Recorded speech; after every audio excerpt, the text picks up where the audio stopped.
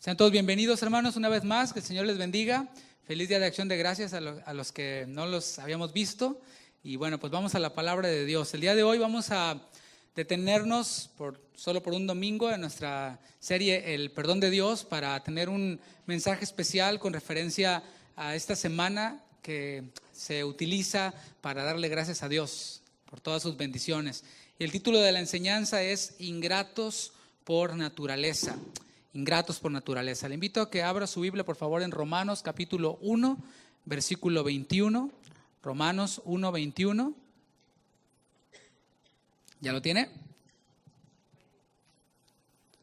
Dice, pues habiendo conocido a Dios, no le glorificaron como a Dios, ni le dieron gracias, sino que se envanecieron en sus razonamientos y su necio corazón fue entenebrecido. Señor, te damos gracias en esta preciosa tarde por la bendición y la oportunidad que nos das de reunirnos para alabarte, para exaltar tu nombre, pero también para ser confrontados por medio de tu palabra. Señor, no venimos únicamente a cumplir con una actividad más en nuestra agenda, sino venimos porque realmente reconocemos nuestra necesidad de ser expuestos a tu palabra, no solo para oírla, sino para que esa palabra penetre como espada de dos filos, que discierna nuestros pensamientos, que discierna nuestras intenciones y que parta, Señor, lo que es de la carne y que nos guíe hacia lo que es del Espíritu, para poder así, Señor, glorificarte, para poder así ser llamados tus discípulos por nuestros frutos. En el nombre de Jesús. Amén. Amén.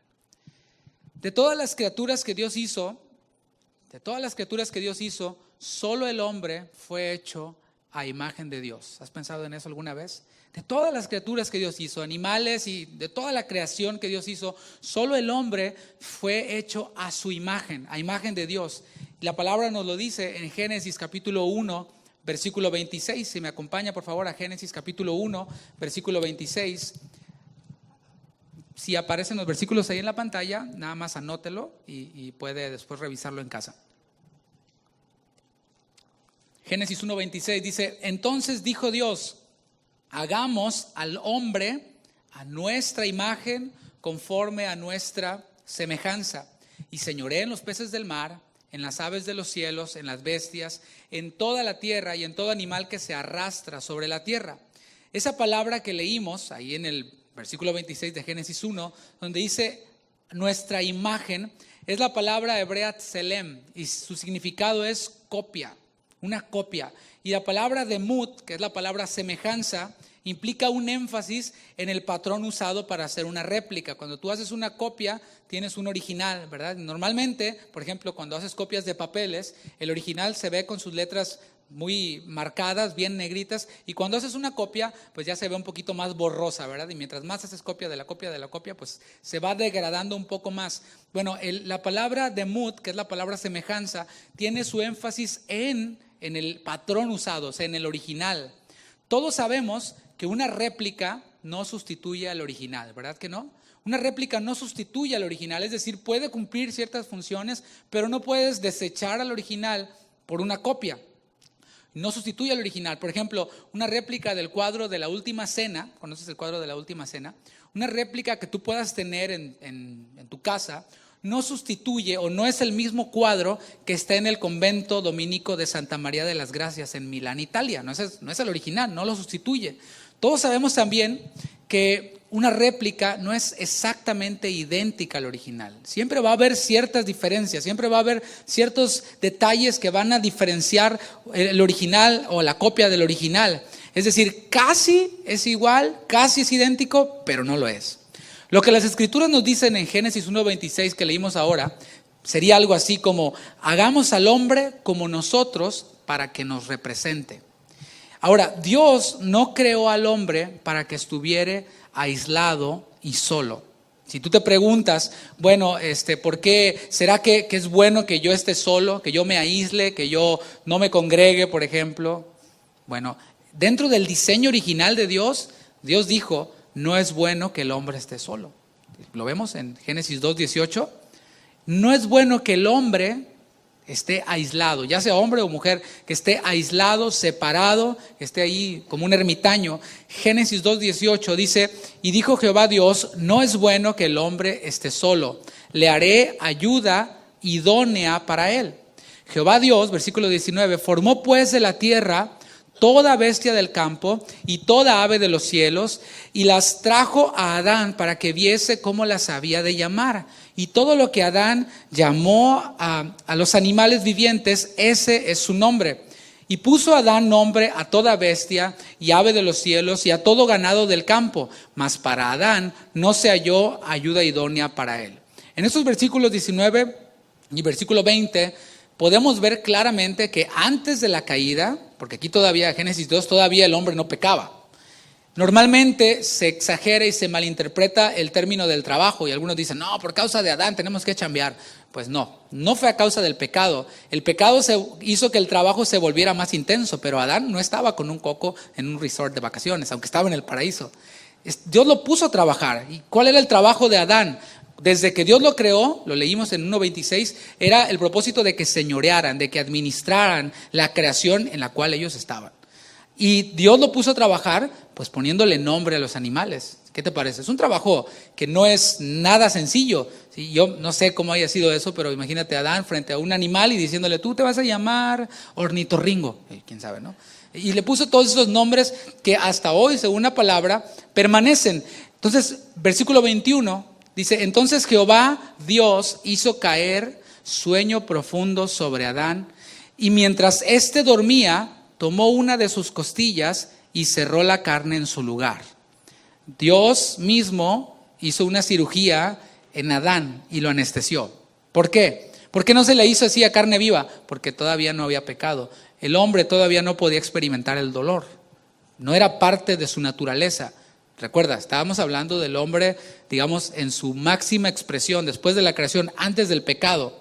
Entonces Dios mismo abrió la carne, lo hizo dormir, abrió la carne de Adán y de una costilla hizo una mujer y la trajo al hombre. Dijo entonces Adán, esto es ahora hueso de mis huesos y carne de mi carne. Esta será llamada varona porque del varón fue tomada. Dios creó a la mujer, fíjate bien, para que señoreara junto con el varón. Es decir, Adán tenía la tarea de señorear, de ponerle nombre a los animales, de señorear, de administrar la creación. ¿Y qué dijo Dios? Le haré una sirvienta. A ver otra vez. Dios no dijo, le voy a hacer una cocinera, le voy a hacer una limpiadora, le voy a hacer una esclava. ¿Verdad que no? Dijo, le haré ayuda. ¿Ayuda en qué? En la tarea de Adán, en el propósito de Adán. Ayuda idónea. Dios creó a la mujer para que señoreara junto con el varón. Génesis 1:27, lo leemos, es un versículo después del que leímos. Dice, y creó Dios al hombre a su imagen, a imagen de Dios lo creó, varón y hembra los creó. No hay ideología de nada, es varón y hembra los creó. Y los bendijo Dios y les dijo, ¿a quién? A varón y a hembra. ¿Qué les dijo a los dos? Fructificad y multiplicaos, llenad la tierra y sojuzgadla y señoread en los peces del mar, en las aves de los cielos y en todas las bestias que se mueven sobre la tierra. Dios los creó, hermanos, iguales en importancia. Dios los creó iguales en personalidad, tal y como los miembros de la deidad, de la Trinidad. Ante Dios todos somos importantes, tanto hombres como mujeres. Ante Dios todos somos valiosos, tanto hombres como mujeres. ¿Cuántos dicen amén? Eran distintos en papel y autoridad, pero eran iguales en importancia y en valor. Repito, en importancia y en valor exactamente iguales, pero en papel, en un rol, en autoridad eran distintos. Porque por eso Dios sacó a la mujer de la costilla del varón. Esto nos habla de dependencia, de que el hombre cuida a la mujer, está sobre ella como autoridad, no porque el hombre valga más, lo estamos viendo claramente, sino porque alguien tiene que ser la autoridad. Y es importante que tengamos esto en nuestra mente. Cualquier autoridad que nosotros veamos dentro de la iglesia, por ejemplo, no es porque valga más que nosotros. Eso es un concepto del mundo. Por eso el hombre tiene problema con la autoridad. ¿Por qué? Eso lo causó el pecado. Porque tiendes a ver a la autoridad como alguien quien vale más que tú, pero no es así. tiene un rol diferente, tiene un papel diferente de responsabilidad y de autoridad. Por supuesto que merece respeto, pero no vale más que los demás. En la iglesia, el pastor, no se me distraiga, el pastor no vale más que las ovejas. ¿Sí está claro? El pastor no vale más que las ovejas. ¿Tiene mayor responsabilidad? Sí, porque ha de dar cuentas a Dios, pero no vale más que las ovejas. No merece mayor respeto y dignidad. Entre todos nosotros nos merecemos respeto. ¿Estamos de acuerdo con eso? Tú le mereces respeto a tu esposa. Y si no le respetas, bueno, vendrán consecuencias. Tus hijos lo ven y después viene ahí toda esa cadena de multiplicación de la maldad y del pecado. Pero hay mayor responsabilidad y es igual la importancia, es igual el valor. Dios hace salir el sol sobre justos, sobre injustos, y Dios dio a su Hijo unigénito para que muriera por nuestros pecados, de hombres, de mujeres, sin importar raza, sin importar color, sin importar absolutamente nada. De manera que yo fui comprado al mismo precio que tú. El pastor más sabio, más santo, más consagrado, fue comprado por el mismo precio de sangre que tú. ¿Cuántos dicen gloria a Dios? El mundo sí tiene jerarquías. El mundo sí, dijo Jesús, los gobernantes de las naciones se enseñorean de ellas. Usan su autoridad, que ciertamente la hay, esa responsabilidad la transforman en véanme a mí, vengan a mí, no pueden pensar por ustedes mismos. Yo pienso por ustedes. Y ahí tienes a las ovejitas llamándole al pastor, pastor, quiero irme de vacaciones, ¿me da permiso? Déjame pensarlo y te digo. Eso es enseñorearse de las ovejas. Eso es hacer mal uso de la autoridad y responsabilidad que Dios ha dado. Pero bueno, ese no es el tema por ahora, ya lo vamos a ver el próximo año. Vemos, hablando del hombre y de la mujer, que son iguales en importancia y valor, pero distintos en papel y autoridad. Lo que podemos destacar es que en un principio había perfección, diga perfección. Tanto en el aspecto físico, en el aspecto moral y en las relaciones interpersonales del hombre y la mujer. O sea, eran solamente dos y se llevaban perfectamente bien, se llevaban súper bien. Así como cuando tu esposa, varón, te hace tu platillo favorito, ¿verdad? Que reina la paz y la armonía en casa. O como cuando tu esposo te llega con un regalo que no habías pedido, esposa, y dices tu gloria a Dios, ahí reina la paz. Bueno, salvando las diferencias, por supuesto que era mucho mejor la relación interpersonal entre Adán y entre Eva. Porque dice la palabra en Apocalipsis capítulo 4, versículo 11, que Dios hizo todo esto por su voluntad. Así lo quiso hacer Dios. Dice, Señor, digno eres de recibir la gloria y la honra y el poder, porque tú creaste todas las cosas y por tu voluntad existen y fueron creadas. Hay un autor que a mí me gusta mucho y se lo recomiendo, tiene muchísimos libros y son delgaditos, así que si usted no es muy asiduo lector, puede empezar con unos de estos, son delgaditos. El autor se llama A.W. Tozer y hay un libro que él tiene que se llama Creados para Adorar, y me encantó y le hice copy and paste de lo que dice él en su libro porque me pareció muy bueno. Dice, todo lo que había en el huerto mantenía una armonía y una simetría perfectas, hasta que Dios se apartó por un momento, y mientras estuvo ausente aquel ser antiguo y maligno, el dragón llamado Satanás, vino y sembró en las mentes de Adán y Eva una semilla venenosa. En consecuencia, ellos se rebelaron contra Dios y contra su propósito para ellos. Cuando cruzaron aquella frontera, inmediatamente Dios supo que la comunión se había roto, pues Él sabe todas las cosas. ¿Qué pasó después de que Adán y Eva pecaron? La pregunta es, ¿dejó el hombre de ser a imagen y semejanza de Dios? ¿Ocurrió alguna transformación física en Adán y en Eva que dejaron de ser a imagen y semejanza de Dios? La respuesta es no por completo. Génesis capítulo 9, versículo 6. Esto ya es después de la caída. Génesis capítulo 9, versículo 6. Dice, el que derramare sangre de hombre, por el hombre su sangre será derramada. ¿Por qué? Porque a imagen de Dios es hecho el hombre. O sea, el hombre no perdió la imagen y semejanza de Dios aún después de haber pecado. El Nuevo Testamento, porque quizás tú digas, no, eso es del Antiguo Testamento. ¿Qué hay con el Nuevo Testamento? ¿Algo cambió? No. Santiago capítulo 3, versículo 9. Por cierto, muy recomendable leer todo el libro de Santiago la carta de Santiago. Aquí está hablando acerca de la lengua. Y dice Santiago 3:9, con ella, o sea, con la lengua, bendecimos al Padre, así como ahorita en la alabanza, ¿verdad? Todos bendecíamos, hoy quiero bendecir tu nombre, Señor. Y con ella maldecimos a los hombres. ¿Cómo está eso? Que están hechos a la semejanza de Dios. O sea, Antiguo y Nuevo Testamento confirman, corroboran que el hombre no perdió su imagen y semejanza de Dios aún después de haber pecado. Una vez que el pecado entró en el hombre, lo que se distorsionó fue su identidad. No su imagen, sino su identidad. Te hablo un poquito, un ejemplo acerca de identidad. Y quiero ser muy respetuoso en eso. Estoy haciendo uso de la exageración sin afán de burlarme de nadie. Tú ves a un varón, lo ves externamente y tiene rasgos indígenas. O sea, ojos achinados, tez morena, así más o menos como salen los billetes, ¿no? Si dices, sí se parece a Cuauhtémoc, ¿no? Y le hablas y le dices, buenas tardes, y te dice, I don't speak Spanish, I'm an American. Ok, ahí ves un poco de crisis de identidad, porque lo que está en el espejo no coincide con su identidad, con quien cree que es. Es decir, sí, yo personalmente soy ciudadano americano, pero no dejo de ser mexicano porque sea ciudadano americano. Mis raíces y mi fisionomía me lo dice cada vez que me veo al espejo. Digo, no soy ningún americano ni ningún europeo. Tengo mi identidad clara. Lo que ocurrió fue que la identidad del hombre se distorsionó.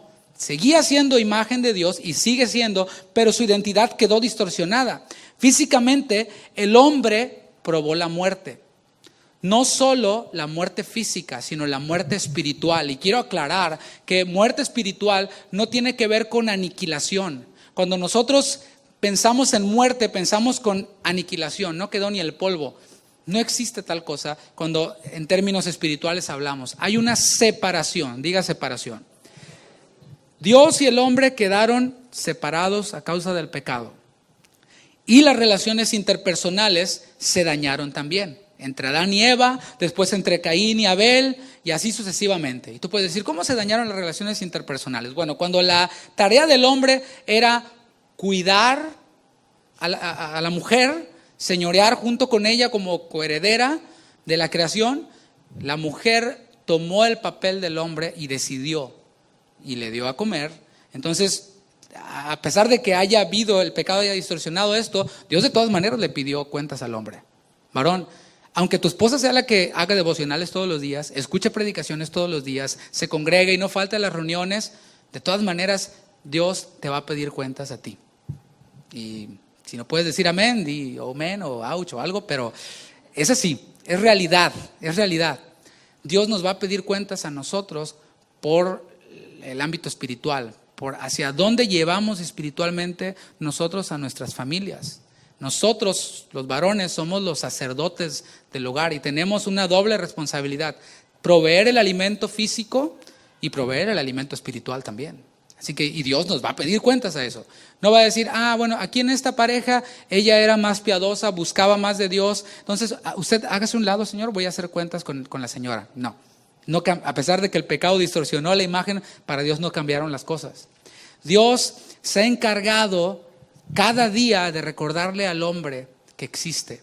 Porque el hombre cada vez se ha apartado más de la comunión con Dios a causa del pecado. Cada vez se aleja, se aparta más y más de Dios. Pero Dios se ha encargado cada día de recordarle que existe. Yo existo.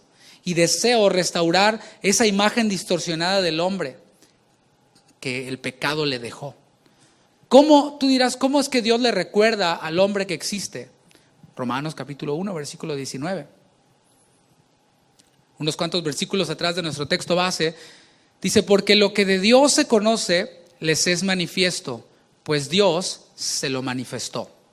Porque las cosas invisibles de Él, su eterno poder y deidad, se hacen claramente visibles desde la creación del mundo, siendo entendidas por medio de las cosas hechas, de modo que no tienen excusa. Hermanos, Dios no es un hombre. Dios es espíritu. No podemos ver, tú no puedes ver un espíritu. Por eso dice la palabra que nadie ha visto a Dios. Nadie lo ha visto. así como tal. Pero Dios se encarga de recordarle al hombre que existe por medio de la creación. No puedes ver a Dios, pero sal ahora mismo y observa el cielo y vas a ver que Dios existe. No estoy diciendo que el cielo sea Dios, pero el cielo nos recuerda que Dios existe, que Él fue el creador de todas las cosas. Y cuando empiece a llover, cuando empiece a tronar, cuando empiece a relampaguear, te vas a dar cuenta de que hay un creador. Y cuando viene un huracán, que nada ni nadie lo puede detener, que nada ni nadie lo puede parar, ni el hombre más millonario con todos sus millones y plata del mundo puede detener la naturaleza que Dios creó. Y eso nos recuerda que Dios existe. Por eso Romanos 1:19 dice, lo que de Dios se conoce, la creación, les es manifiesto, les es evidente. Pues Dios se los manifestó. Fue Dios mismo quien abre nuestros ojos, porque las cosas invisibles de Él, su eterno poder y deidad, se hacen claramente visibles desde la creación del mundo, siendo entendidas por medio de las cosas hechas, de modo que no tienen excusa. Tú estarás de acuerdo conmigo, y hasta un ateo puede estar de acuerdo conmigo, que la armonía y la perfección de la creación le recuerdan al hombre que hay un creador.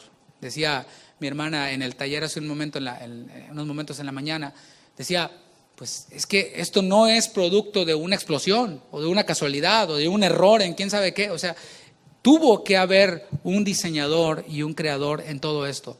Hasta el más ateo tiene que tener más fe en su ateísmo que tener fe en que todo lo que vemos en la naturaleza fue creado por Dios. Salmos capítulo 19, versículo 1. Dice, los cielos cuentan la gloria de Dios y el firmamento anuncia la obra de sus manos. Dios, hermanos, no solo crea las cosas, y eso es un concepto que a mí me encanta, cómo Dios sustenta su creación. Dios no solamente las creó y se apartó y dijo, bueno, pues ahí a ver cómo sale, ¿no? No, Él las crea y Él las sustenta. Hebreos capítulo 1, versículo 3, hablando de Jesús. Dijimos que a Dios nadie lo puede ver porque es espíritu, pero sí envió a Jesucristo, a quien sí podemos ver.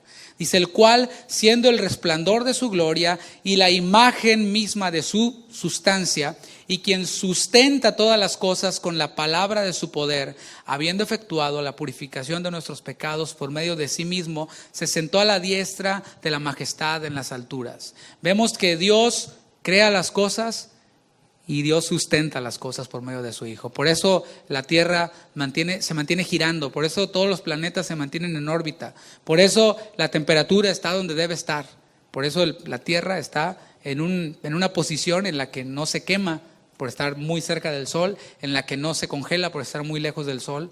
Y con esto, hermanos, debería ser suficiente para creer en Dios, ¿no crees? Para cualquiera, esto debería ser suficiente. Y mientras más el hombre va descubriendo acerca de las maravillas de la creación, más el hombre debería de creer en Dios, más el hombre debería de rendirse a sus pies, ¿no crees? ¿Pero qué hace el hombre? Vamos a nuestro texto base otra vez, Romanos 1:21. Pues habiendo conocido a Dios, no le glorificaron como a Dios, ni le dieron gracias, sino que se envanecieron en sus razonamientos y su necio corazón fue entenebrecido. Leímos al principio del versículo 21, habiendo conocido a Dios. No está hablando de un conocimiento personal, sino un conocimiento por medio de la creación. ¿Qué es lo que hicieron habiendo visto toda la creación? No le glorificaron como a Dios. Y no es que Dios, hermanos, necesite que le glorifiquemos. Dios no necesita nada. Dios no necesita absolutamente nada. Él de hecho, no necesitaba crear al hombre. No es que estuviera Dios, ay, qué solito estoy, ¿verdad? Y voy a crear al hombre para que esté más divertido el asunto porque estando medio deprimido. No. Dios no tiene necesidad de nada. Él es, era, será, Dios es. Y no tiene ninguna necesidad de nada. Dios creó al hombre para ser glorificado, simplemente porque Él es Dios y porque Él es digno y Él merece ser glorificado. Y Isaías capítulo 43, versículo 7 nos confirma cuál es el propósito de la creación, todo, incluido al hombre. Dice Isaías 43, 7, todos los llamados de mi nombre, ¿qué dice? Para implica propósito. Para gloria mía los he creado, los formé y los hice. ¿Para qué creó Dios la creación? Pues para su gloria. ¿Para qué creó Dios al hombre que habita en su creación y señorea en su creación? Para su gloria.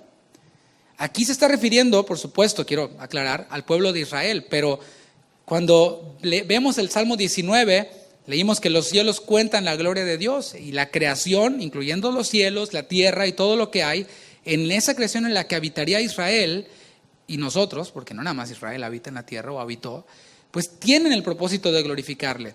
Glorificar tiene que ver con engrandecerle, atribuyéndole a él el mérito. Repito, glorificar tiene que ver con engrandecer a Dios, atribuyéndole a él el mérito.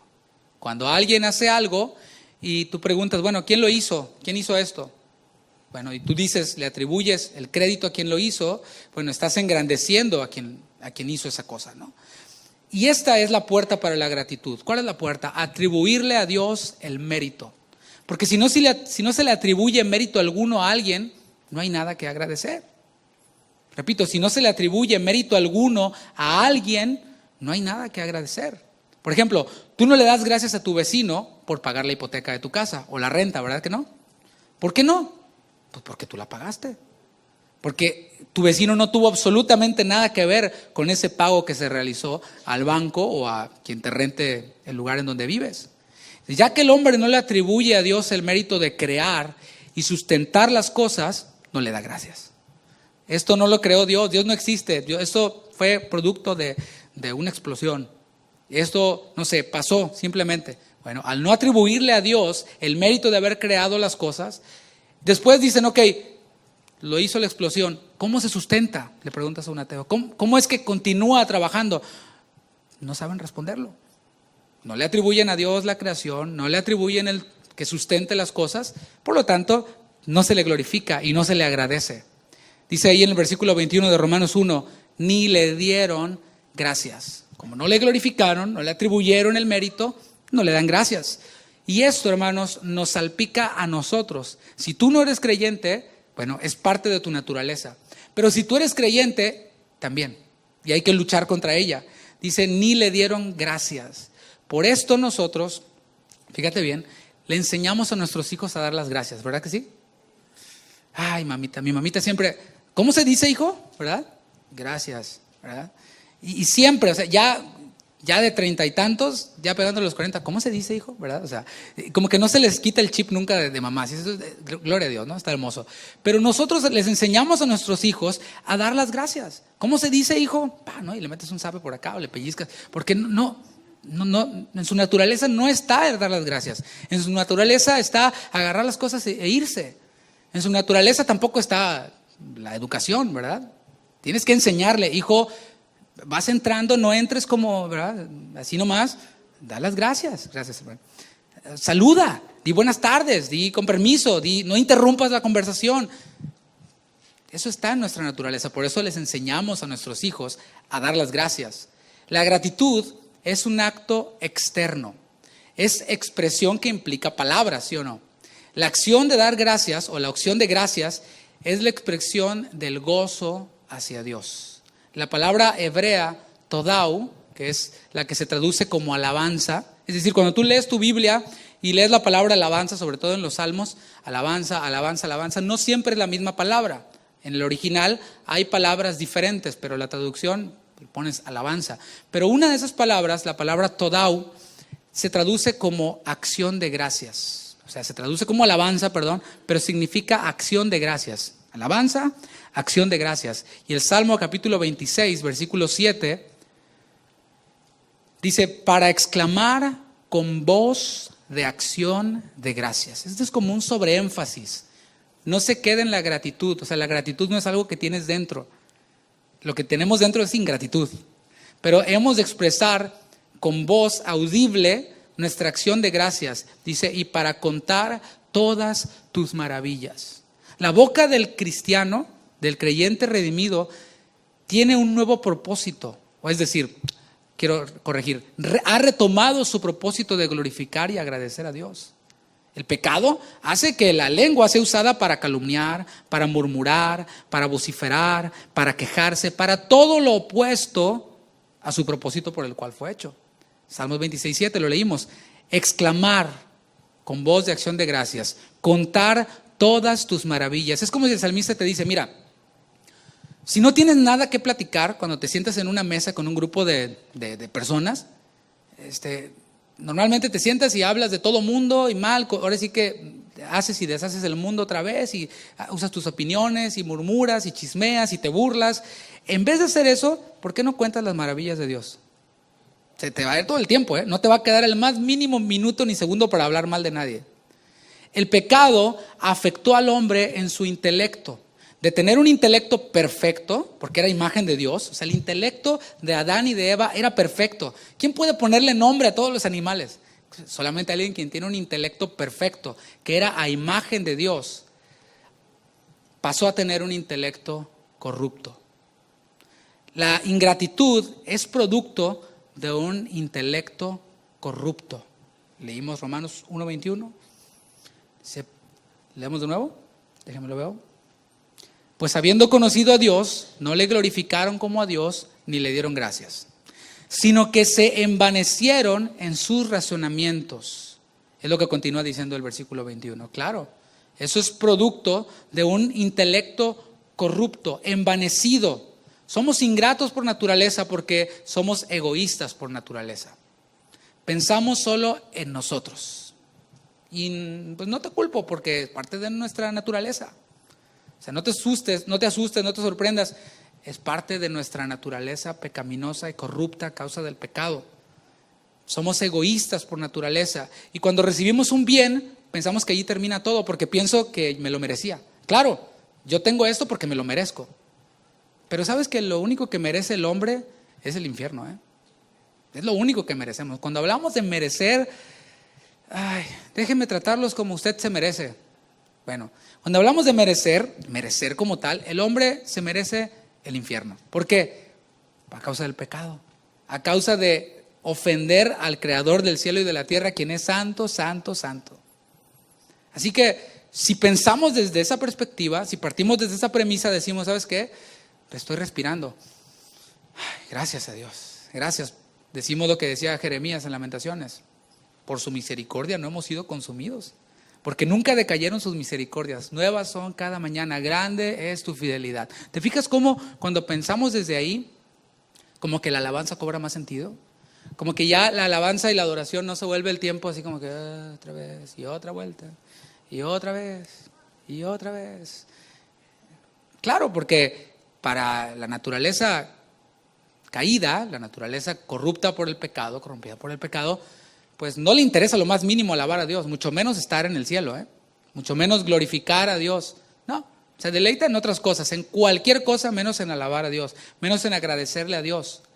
Cuando el hombre ve la creación, prefiere atribuírsela a una explosión o quién sabe a qué. Cuando el hombre logra algo, tiende a atribuírselo a sí mismo. Nunca se me va a olvidar una ocasión cuando estaba yo con un familiar y me... En el saludo, ¿no? ¿Cómo estás, hijo? Tal y tal.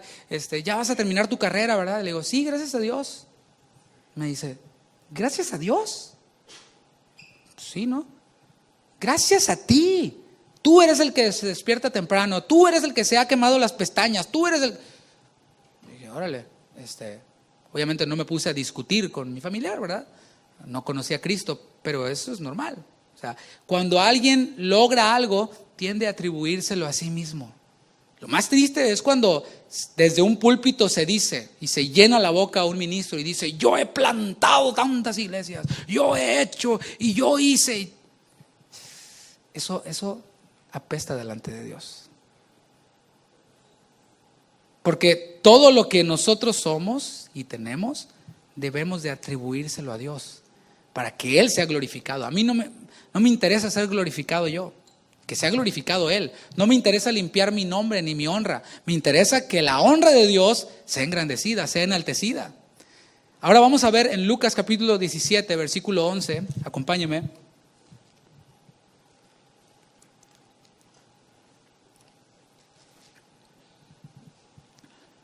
Por eso Jesús decía, cuando den algo, cuando den limosna, no toques trompeta.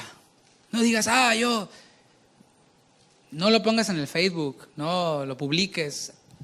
Aquí ayudando a un necesitado. Y todos los comentarios, like, y tu ego se infla, ¿verdad? ¡Ay, que usted siempre tan generoso, hermano!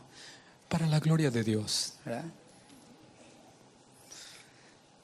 Lucas 17:11 dice: yendo Jesús a Jerusalén, pasaba entre Samaria y Galilea, y al entrar en una aldea, le salieron al encuentro 10 hombres leprosos, los cuales se pararon de lejos, y alzaron la voz diciendo: Jesús, Maestro, ten misericordia de nosotros. Cuando él los vio, les dijo: id, mostraos a los sacerdotes. Y aconteció que mientras iban, fueron limpiados.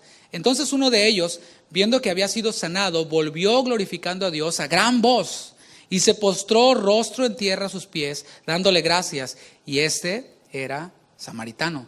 Respondiendo Jesús dijo: ¿no son 10 los que fueron limpiados? ¿Y los 9 dónde están? ¿No hubo quien volviese y diese gloria a Dios sino este extranjero?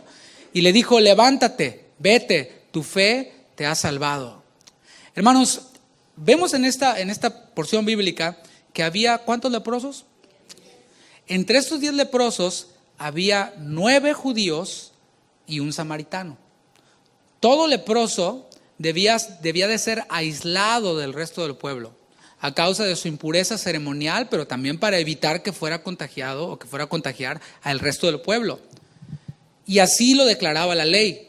Levítico 13:45 dice: y el leproso en quien hubiere llaga llevará vestidos rasgados. O sea, había que hacer visible que alguien era leproso. Llevará vestidos rasgados y su cabeza descubierta, y embozado pregonará: inmundo, inmundo. ¿Te imaginas? El mismo leproso tenía que hacerse visible de que estaba enfermo de lepra. Y cuando venía alguien, él mismo tenía que promocionarse y decir: inmundo, inmundo, para que los demás dijeran: no, ahí está el inmundo, ¿no? Hazte para allá para que no nos vaya a contagiar. Todo el tiempo que la llaga estuviere en él será inmundo, estará impuro y habitará ¿qué?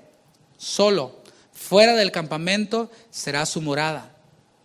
9 judíos y un samaritano, igual de inmundos, igual de rechazados, tenían que estar aislados. O sea, el inmundo era aislado, no se podía relacionar, acercar al resto del pueblo, tenía que estar aislado. Y obviamente un aislado más otro aislado más otro aislado, pues ahí estaban todos los inmundos aislados, fuera del pueblo. Y aquí estos 10 leprosos, a pesar de ser 9 judíos y un samaritano, tenían algo en común, algo que los unía, y era su inmundicia. En las desgracias naturales, por ejemplo, cuando ocurrió aquí una inundación hace más de un año, la ciudad fue muy golpeada. ¿Y no te recuerda algo, esta escena de ver un grupo de personas compartiendo su comida de lata, lo poquito que tenían, poquito de agua, un techo, esperando todos igual de mojados y con frío a que vinieran y los rescataran? Ricos y pobres, de cualquier raza. La desgracia los unía. Y eso es algo bonito, ¿no? También en la Ciudad de México hubo un terremoto hace poco tiempo y también estaban todos de los fresas y los no tan fresas, ahí estaban, así se les dice, ¿no? Quienes son de clase social alta, y estaban ahí unidos porque la desgracia los unía. Y lo hemos visto aquí, estos 10 leprosos gritaban todos: Jesús, Maestro, ten misericordia de nosotros. Ahí está en el versículo 13. Y era evidente que estos 10 leprosos tenían fe. ¿Está de acuerdo conmigo? Tenían confianza. ¿Confianza en qué? En Jesús, en el Maestro, que podía tener misericordia de ellos, que podía ser movido con pasión y podía sanarles. Esto no era sorpresa, hermanos. Estas personas, estos leprosos, ya habían oído de la fama de Jesús. Ya habían oído que Jesús había sanado enfermos, que había resucitado muertos, que había hecho grandes cosas. Así que no era difícil para ellos tener fe en que Jesús, ese Maestro, podía sanarles. Así como el día de hoy a la gente pues no le cabe ninguna duda de que Dios puede hacerles un milagro. Igual. Así como tampoco tienen ninguna duda en que un brujo puede ayudarles. Así como tampoco tienen ninguna duda en que la ciencia puede ayudarles o incluso en que la suerte les puede favorecer.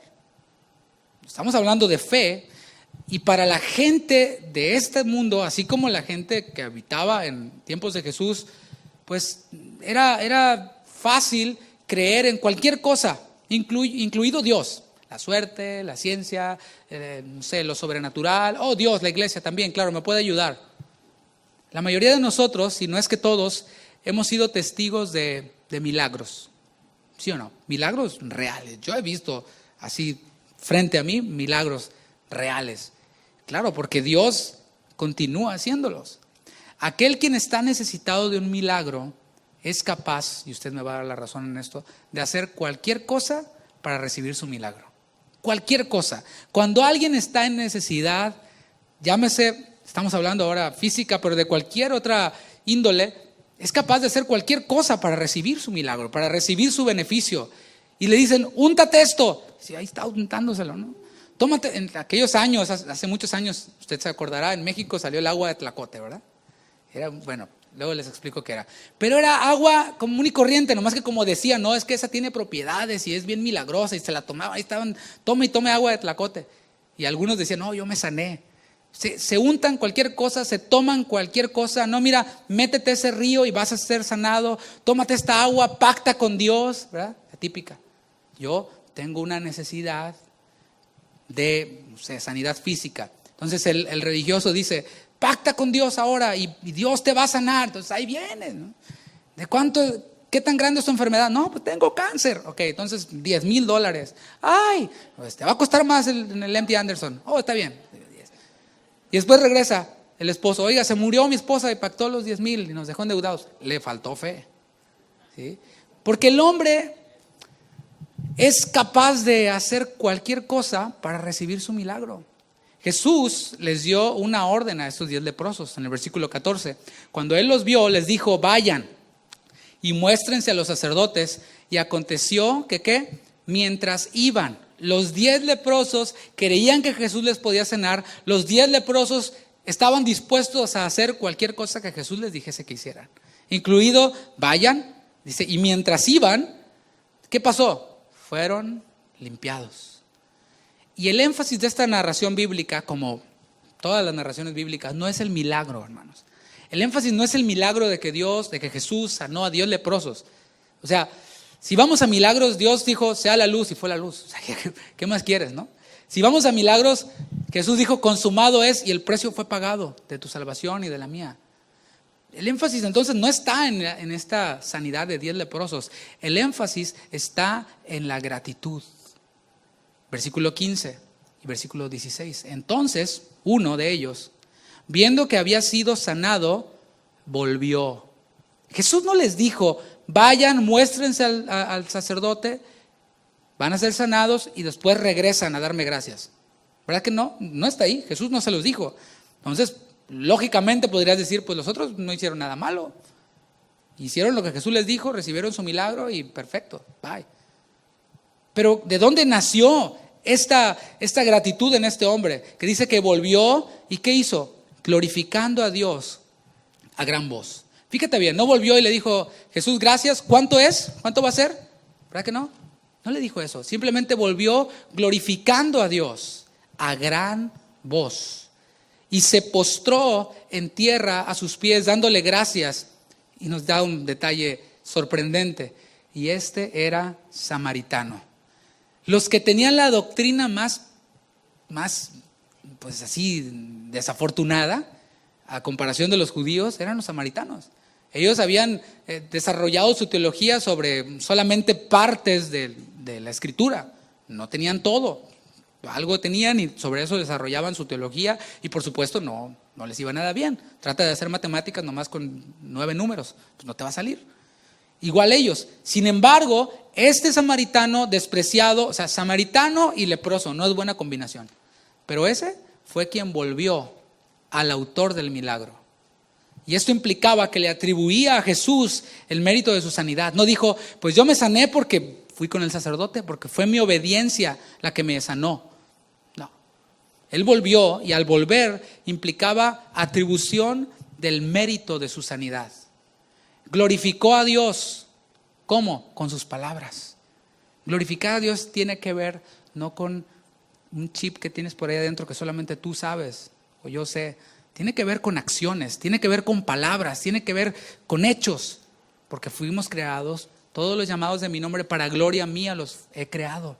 Efesios dice, para alabanza los he salvado. Él nos salvó y nos creó para su gloria, para su alabanza, para que Él sea el engrandecido. Tiene que ver todo con acciones, con palabras. Con sus palabras le atribuía a Dios el mérito del milagro recibido. Y se postró. Postrarse es una actitud de reverencia al Ser Supremo. Es corporalmente expresar, tú eres mi Señor, te debo toda mi obediencia.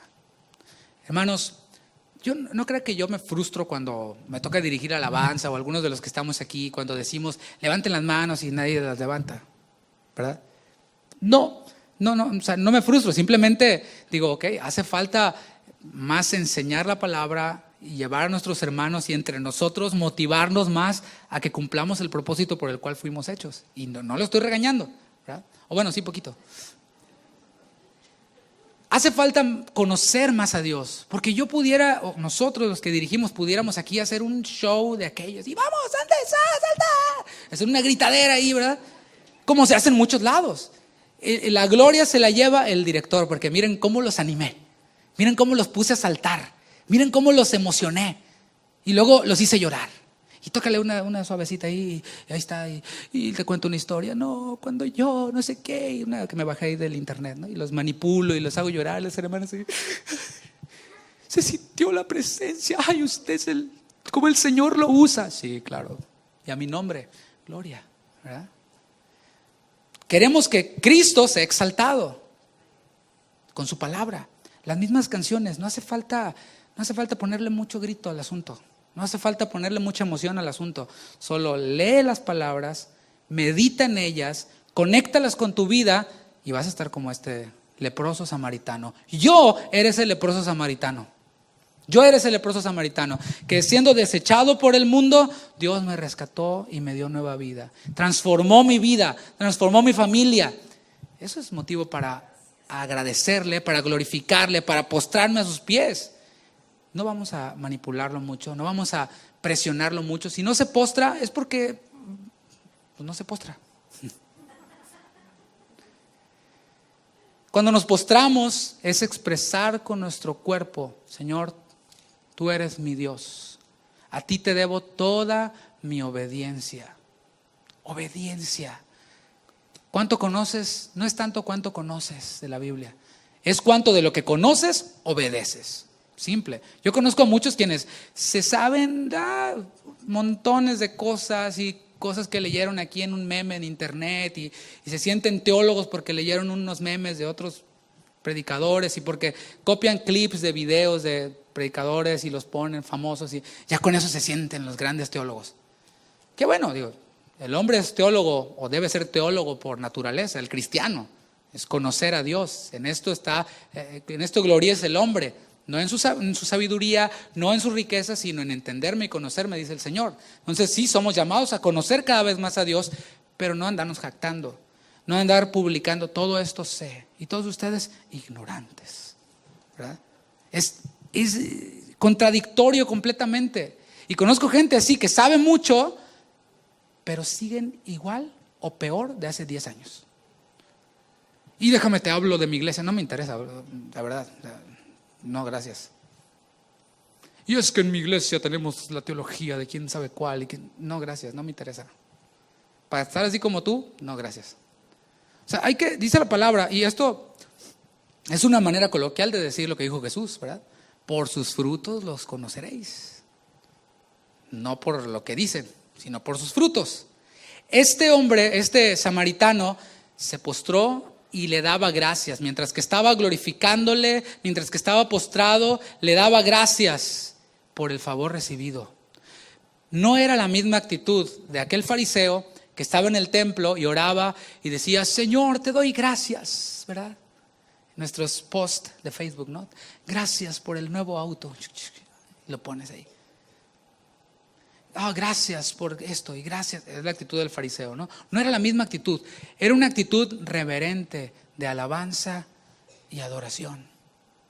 Jesús dejó muy claro que todos los 10 fueron sanados. Pero hizo esta pregunta en el versículo 18. ¿No hubo quien volviese y diese gloria a Dios sino a este extranjero? El extranjero, el samaritano, el que era visto como inferior, fue quien volvió, y no aquellos quienes tenían toda la teología completa, quienes conocían toda la ley, quienes conocían los profetas, quienes sabían que había de venir el Mesías. Ellos reconocían a Jesús como su sanador, pero no como el Mesías que lo salvaría. Decían, no, chavo, a ti como a Jesús, como Mesías te falta. Como sanador sí, y si me sanan, mucho mejor. Pero como Mesías, no, creo que no. No llenas mis expectativas, no llenas lo que hay en mi mente. No, gracias Jesús. Gracias por sanarme, pero tú no eres el Mesías. Quizás cuando se vieron sanados, yo me imagino, iban los 10, fui sanado, el otro, yo también, ya, todos estamos sanados, sí. Samaritano, fuchi mugroso, hazte para allá. Se acordaron de que eran diferentes. Yo soy judío, tú samaritano, hazte para allá. Así como en los desastres naturales también, ¿no? Muy bonito, mientras que está todo inundado, todos, ay sí, nos amamos hermanos, somos hijos de la tierra, ¿no? Y ahí todos sus rollos. Pero cuando se baja el agua, cuando llega la comida, cuando puedes accesar a tus cuentas de banco y a adquirir cosas, entonces ahí se acaba la unidad, ¿verdad que sí? Se acaba. Jesús le dijo al extranjero, levántate, vete, tu fe te ha, ¿qué? Salvado. No es lo mismo ser sanado que ser salvado, ¿eh? En ciertas ocasiones basta con una aspirina para que alguien se sane. Pero para que alguien se salve, hace falta fe. Esa aspirina llamada fe en el Hijo de Dios, que nos guía al arrepentimiento. La evidencia de tu fe para salvación es tu expresión de gratitud. Repito, la evidencia de tu fe para salvación es tu expresión de gratitud. Si no tienes nada que agradecer, si de tu lengua lo único que sale es todo menos gratitud a Dios, alabanza a Dios, si tu actitud no es una actitud de humildad, y humildad, hermanos, no tiene que ver con ropa rota, no tiene que ver con una postura tampoco así, ay sí, yo soy muy humilde, no tiene que ver con eso. Hay incluso personas quienes dicen, yo soy el más tonto, yo soy el más ignorante, pero sus palabras están llenas de orgullo. Porque en esas palabras esperan que les digan, no, tú no, ¿cómo crees? Si tú eres lo máximo. Se tiran al suelo para que los levanten. O sea, hay orgullo, hay una expectativa de reconocimiento, de que le den la gloria.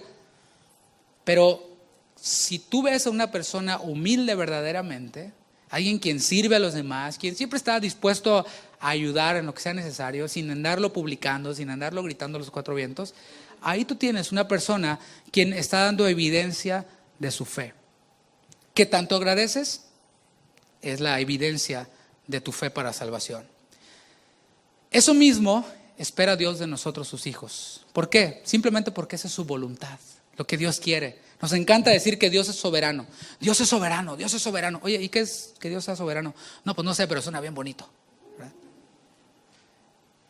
Que Dios es soberano es que Dios hace lo que quiere y nos lo da en su palabra. Ahí está en su palabra, 1 Tesalonicenses 5:18. Es que la voluntad de Dios y la voluntad de Dios. ¿Y cuál es la voluntad de Dios? Pues no sé. Bueno, 1 Tesalonicenses 5:18. Dad gracias en todo. ¿Por qué? Eureka, ahí está la voluntad de Dios. Porque esta es la voluntad de Dios para con vosotros en Cristo Jesús. ¿Qué libro estamos leyendo?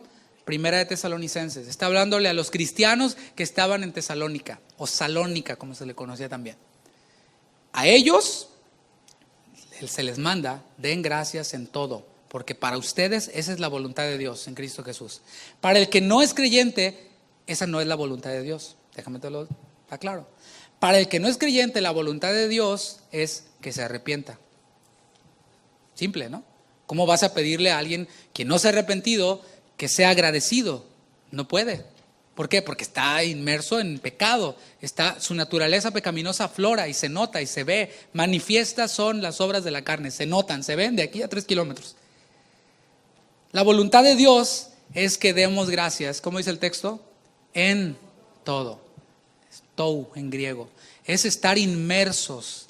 Es estar sumergidos. Así como cuando te tiras a la piscina, a la pileta, a la alberca, como le llames, te metes ahí, estás inmerso, estás abajo.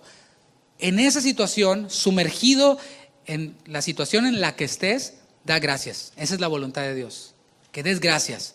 Ahora, es posible, o en ocasiones nosotros estamos inmersos, estamos sumergidos en bendiciones. No voy a pedir que levante la mano. ¿Quién está inmerso en bendiciones? Y dices, oh, wow, todo me está yendo bien en este momento. Económicamente, no tengo problemas en mi familia, estoy sano. Bueno, todo eso es una maravilla. Bueno, ahí, dale gracias a Dios. Es lo que dice. Den gracias en todo. Cuando hay trabajo, cuando hay salud, cuando no hay problemas en la familia, la voluntad de Dios es, da gracias. Atribúyeselo a Dios. No digas, es que yo soy muy inteligente para los negocios. Eso es atribuírtelo a ti. Es que claro, yo me alimento bien, por eso no me enfermo, porque como mucha vitamina C. Es que mi dieta, atribúyeselo a Dios. Tampoco digas, es que como yo sí sé educar a mis hijos, por eso mis hijos son como son. Eso es atribuírtelo a ti. Pero a nosotros nos es mandado la voluntad de Dios. Da gracias. Atribúyeselo a Dios. Solo di gloria a Dios. Gracias a Dios. Yo no necesito dar una conferencia acerca de cómo sean todos ustedes buenos padres como yo. Ni vayas, ni le pongas play a esas cosas. Te voy a dar mi experiencia como quién sabe qué, como ministro. No gastes tu tiempo en eso, en serio. Mejor haz otra cosa. Solo di gloria a Dios. Da gracias a Dios. Y si alguien te dice, oye, qué bien educaditos están sus hijos. Gracias a Dios, gloria a Dios. El rey David es un claro ejemplo de esto. En Primera de Crónicas, capítulo 29, versículo 10. Era un momento de plenitud, era un momento glorioso, de abundancia. Bueno, era maravilloso, algo así como un domingo a la 1:30 en Casa de Oración en Houston. Asimismo, se alegró mucho el rey David y bendijo a Jehová delante de toda la congregación. Y dijo David, bendito seas tú, oh Jehová, Dios de Israel nuestro Padre, desde el siglo y hasta el siglo. Alguien quien sabía alabar a Dios, glorificar a Dios. Tuya es, oh Jehová, la magnificencia y el poder, la gloria, la victoria y el honor. Porque todas las cosas que están en los cielos y en la tierra son tuyas. Tuyo, oh Jehová, es el reino. Lo decía el rey. No decía, es mi reino. Pastores que dicen, es mi iglesia. Pues sí, por eso está como está. Tuyo es el reino y tú eres excelso sobre todos. Las riquezas y la gloria vienen de ti. Y tú dominas sobre todo. En tu mano está la fuerza y el poder, y en tu mano el hacer grande y el dar poder a todos. Está en manos de Dios. Si alguien tiene poder, si alguien tiene autoridad, es porque Dios se la dio. Estés o no estés de acuerdo, Dios se lo dio. Y eso lo reconocía David. Ahora pues, Dios nuestro, nosotros alabamos y loamos tu glorioso nombre. Porque ¿quién soy yo? Y no era tirándose al suelo para que lo recogieran. ¿Quién soy yo y quién es mi pueblo para que pudiésemos ofrecer voluntariamente cosas semejantes? Pues todo es tuyo y de lo recibido de tu mano te damos. Por eso Jesús dijo, no tiene sentido que toquen trompeta y digan, yo soy el más generoso aquí. Y mírenme dando, y mírenme dando regalos, y mírenme. Aquí lo que se da es voluntario y anónimo. Y el rey David lo decía, de lo recibido de tu mano te damos. Claro, ¿para qué voy a tocar trompeta si ni es mío lo que estoy dando? Dios me lo dio.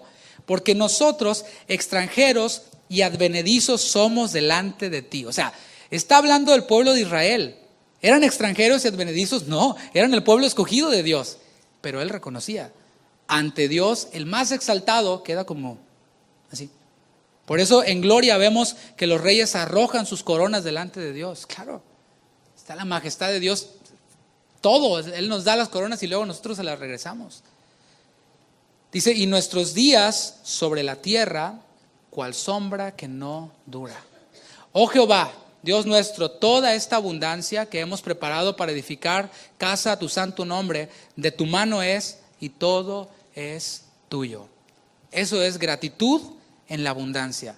Abundancia, pero mira, ya era momento de decirles, ya no den más, ya es suficiente.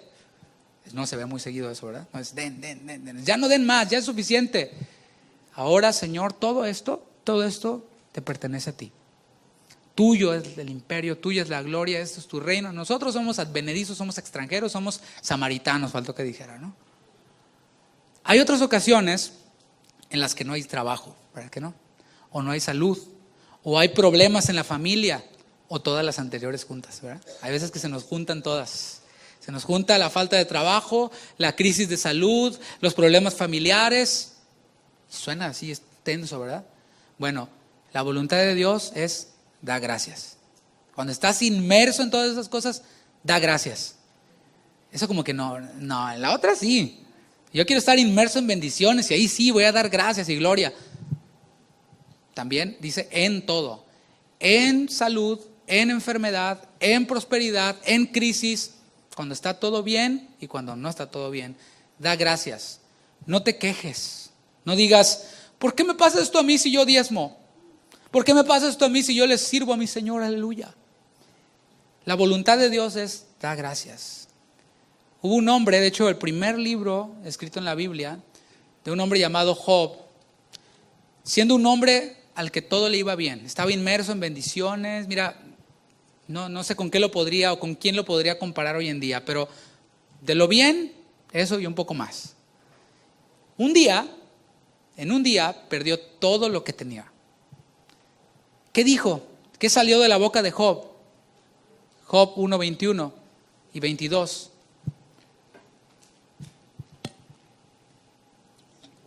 Y dijo, desnudo salí del vientre de mi madre. Eso se nos olvida muchas veces, ¿eh? Desnudo salí del vientre de mi madre y desnudo volveré allá. Jehová dio, Jehová quitó. Sea el nombre de Jehová bendito. En todo esto no pecó Job ni atribuyó a Dios despropósito alguno. ¿Qué hizo Job cuando perdió todas sus cosas materiales y su familia, cuando perdió todo en un día? Glorificó a Dios, bendijo a Dios, lo glorificó al atribuirle a él la autoridad de su situación. Dijo, desnudo salí, desnudo voy de regreso, él dio. Ahí le está atribuyendo a Dios. No dijo, pues mira, todo esto lo perdí, cuánto trabajo me costó, pero mira, no. Dijo, Dios me lo dio. Pregunta, ¿le cayó del cielo? No, le cayó del cielo. Pregunta, ¿Job trabajó para tener lo que tenía? Sí, trabajó, pero él entendía que Dios le había dado las fuerzas para tener todo lo que había logrado. Entonces dijo, Jehová dio y Dios me lo quitó ahora. Pues sea su nombre bendito. Al ponerlo Job en manos de Dios, sabía que él tenía un propósito con lo que le estaba ocurriendo. Cuando nosotros no vamos en pos de la voluntad de Dios, que es dar gracias a Dios, aún en la aflicción, estamos quitándonos de la oportunidad de ver el propósito que Dios tiene para esa situación. No es como un cliché ya en nosotros los cristianos, Romanos 8:28. Todas las cosas nos ayudan a bien, todas las cosas nos ayudan a bien. Y cuando estamos pasando un momento difícil, se nos olvida el cliché. Y decimos, no, ¿y por qué? Y no sé qué. Y le echamos la culpa a otros y echamos la culpa siempre al gobierno. Siempre al gobierno o al diablo. Pero nunca tengo la culpa yo de mi situación. O nunca puedo ver que la situación que estoy viviendo, Señor, gracias, porque tú tienes un propósito con eso que me está pasando. ¿Cuál es el propósito? Me dejo de centrar en mí mismo para poner mi mirada en Dios y en el propósito que Él tiene para mí en la situación que estoy viviendo. Todo, hermano, todo lo de nuestra naturaleza pecaminosa se opone a la voluntad de Dios. Tanto en la bendición, tendemos a atribuirnos a nosotros el mérito, a no glorificarle, a no agradecerle. Y es que ahorita me está yendo muy bien. Ahorita estoy súper ocupado, hermano. No puedo ir a la iglesia, pero en espíritu ahí estoy. Digo, como, quién sabe cómo es. Ahí los veo en la transmisión. Está bien. Está bien. La iglesia del Señor sigue adelante. No es que, vaya, todos somos necesarios, pero nadie somos indispensables, hermanos. Todos nos necesitamos los unos a los otros. Yo te necesito a ti, tú me necesitas a mí, necesitas al que está a tu lado y somos parte del cuerpo. Y cuando alguien se anda desentonadito y anda en muchas bendiciones y se aparta, pues hay que recordarle que es parte del cuerpo, ir y traerlo y llamarle y recordarle esto que estamos aprendiendo el día de hoy. Y también tendemos a cuando estamos en tribulaciones, cuando estamos mira, ya me está lloviendo sobre mojado. No, ya, es que el diablo, es que el gobierno, es que y ponemos la mira en todo menos en lo que hizo Job. Él no le atribuyó a él despropósito alguno. Cuando nosotros no le agradecemos estando en la tribulación, es como si le estamos diciendo a Dios: Dios, te equivocaste. Te equivocaste conmigo. Yo merezco estar siempre en bendiciones y no en aflicciones y no en tribulaciones, porque me estreso, Señor. Es nuestra responsabilidad como creyentes luchar contra la ingratitud que está en nuestra naturaleza pecaminosa. Si tú pensabas que la vida del cristiano es una vida de comodidad, de placer, todo bendición y todos los días son viernes y mi mejor vida ahora y todo este rollo, y declaro las bendiciones sobre mi vida y todo esto, no, te equivocaste. Disneylandia está en California y hay otra ya en Florida. Ahí sí es el país de los sueños, ¿no? Donde se hacen realidad todos los sueños. Pero la vida del creyente es una vida de constante lucha, de batalla. Es una vida de estar despierto, alerta. Por eso decía Jesús, tienen que estar velando y orando. Tienen que estar velando. ¿Por qué? Porque el diablo no se toma vacaciones, ¿eh? Algunos hoy se tomaron vacaciones de la iglesia y dijeron, hoy no voy, ¿verdad? O el viernes dijeron, es que es viernes negro, ¿verdad? Pero el diablo no se toma vacaciones, ¿eh? Anda como león rugiente buscando a quien devorar, y su tarea la tiene bien clara. Él tiene bien claros objetivos: robar, matar, destruir. Es llevar al creyente, distraerlo de su propósito. El propósito de Dios para nosotros es nuestra santificación. Y Él lo tiene más claro que nosotros y hace muchas cosas para desviarnos de ese propósito. ¿Cómo? Bueno, cuando estás... Pone muchas cosas ahí enfrente de ti para estorbarte y decirte, no, mira, aquel hermano esto y aquel hermano lo otro. Entonces, el discernimiento se convierte en crítica, en murmuración. Si hay que tener discernimiento, sí, claro, pero que el discernimiento no se convierta en algo dañino, en murmuración y en crítica, en algo que te hace daño principalmente a ti. Porque con el que estás murmurando está glorificando a Dios, alabando a Dios. Puede ser el caso, ¿no? Pero también a veces Satanás usa otros medios para distraernos de la voluntad de Dios, que es nuestra santificación, por medio del pecado, por medio de la carne, del mundo, de la corriente de este mundo.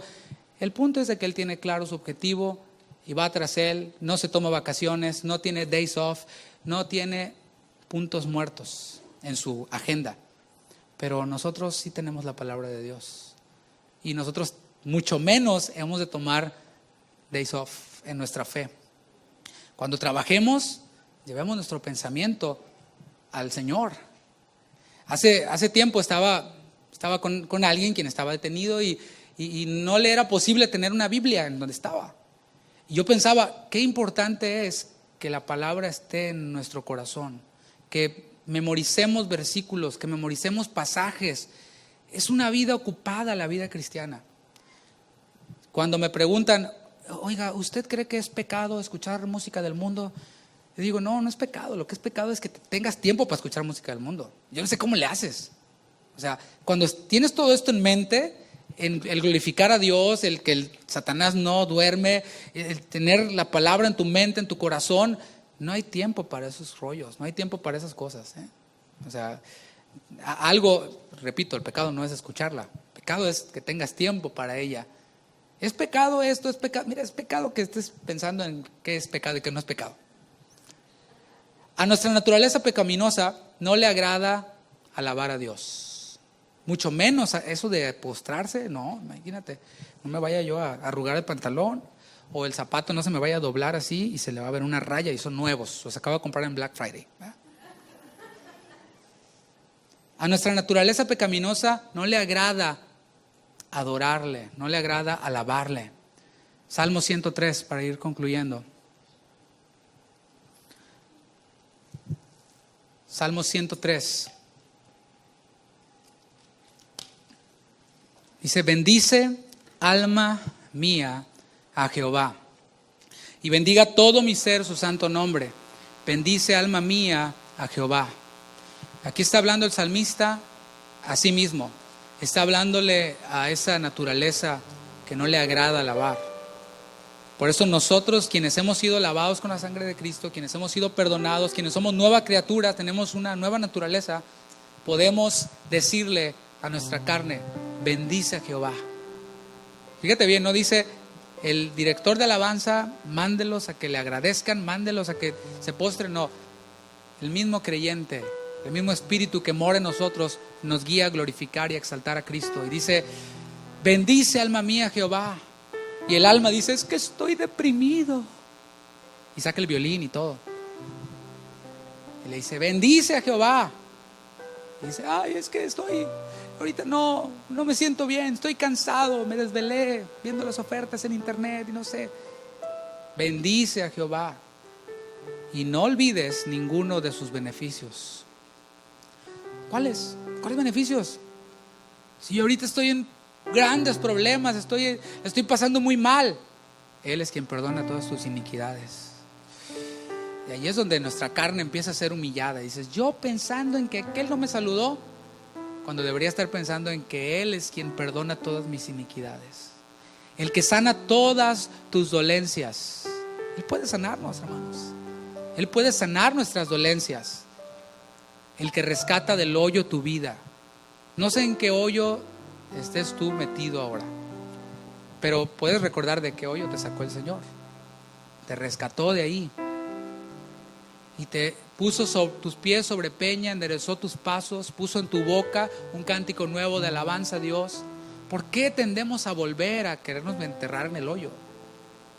Él rescata del hoyo tu vida y escucha, te corona de favores y misericordias. Otra vez lo repito, el aliento que respiramos es un favor de Dios. ¿Has pecado? No me respondas, piensa en tu corazón si has pecado recientemente. Hay perdón disponible para ti. Ahí está la misericordia de Dios. Dios no ha dejado de ser santo. Dios no ha dejado de ser justo. Y por ese simple hecho deberíamos de estar consumidos. Pero nos muestra su misericordia y nos da oportunidad de que nos arrepintamos.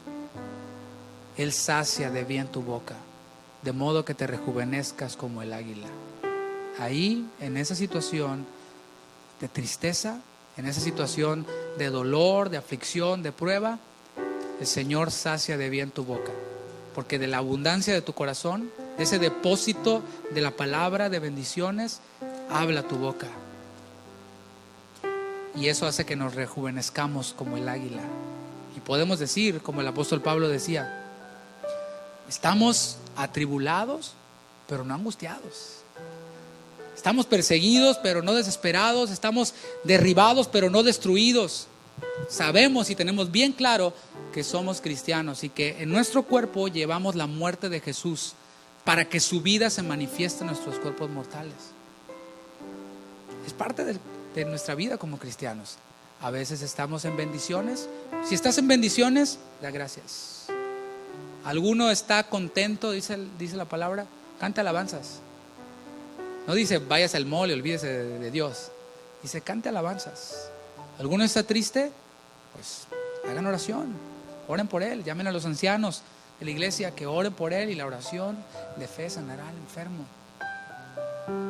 Yo quiero decirte que sí podemos atribuirle a Dios propósito en nuestros momentos difíciles.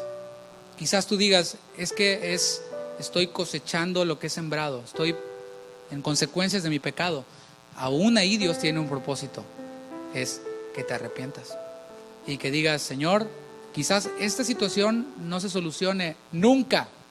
El apóstol Pablo dijo, 3 veces he rogado a Dios que quite este aguijón y me ha dicho, bástate mi gracia. Propósito, la gracia de Dios. Todo es para su gloria. A nuestra naturaleza pecaminosa no le nace darle gracias a Dios en las bendiciones y mucho menos darle gracias en las pruebas. Pero hoy yo te invito a que te pongas de pie y así como hizo el salmista en ese salmo que acabamos de leer, Salmo 103, tú puedas hablar con esa carne nuestra, esa carne tuya y decirle, bendice alma mía Jehová. Bendiga todo mi ser su santo nombre. Y poder levantar nuestras manos, levantar nuestra voz, postrarte si deseas hacerlo. Y decirle, Señor, gracias por todos tus beneficios. Muchas gracias, Señor. porque tú ves las cosas de una manera distinta y perfecta y no como nosotros las vemos. Bendito sea el Dios y Padre de nuestro Señor Jesucristo, que nos bendijo con toda bendición espiritual en los lugares celestiales en Cristo. Nos has bendecido, Señor, con toda bendición espiritual, según nos escogió en Él antes de la fundación del mundo, para que fuésemos santos y sin mancha delante de Él. En amor, habiéndonos predestinado para ser adoptados hijos suyos por medio de Jesucristo, según el puro afecto de su voluntad, para alabanza de la gloria de su gracia, con la cual nos hizo aceptos en el amado. Gracias, Señor, porque perdonaste todas nuestras iniquidades y me adoptaste como tu hijo. Me hiciste acepto en el amado. Ya no tengo que gritar inmundo, inmundo como los leprosos. Ahora puedo nuevamente tener comunión contigo y tener comunión con tu iglesia. Gracias, Señor, porque tú sanas nuestras dolencias, las físicas, pero también las dolencias que nos ha dejado nuestra vida pasada. El dolor, las ofensas, el daño emocional que nos ha causado el mundo. Tú has hecho todas las cosas nuevas y ahora podemos verlo desde una perspectiva distinta, no desde el hoyo, sino de fuera del hoyo. Poder recordar los favores y las misericordias. Y el bien y la misericordia me seguirán todos los días de mi vida. Podemos decir esto con fe. El bien y la misericordia me seguirán todos los días de mi vida. Aún en la tribulación, aún en la aflicción, en la bendición, tu bien, tu favor, tu misericordia está conmigo. En cualquier situación que estemos, Señor, te damos gracias, pues esa es tu voluntad. Gracias, Señor.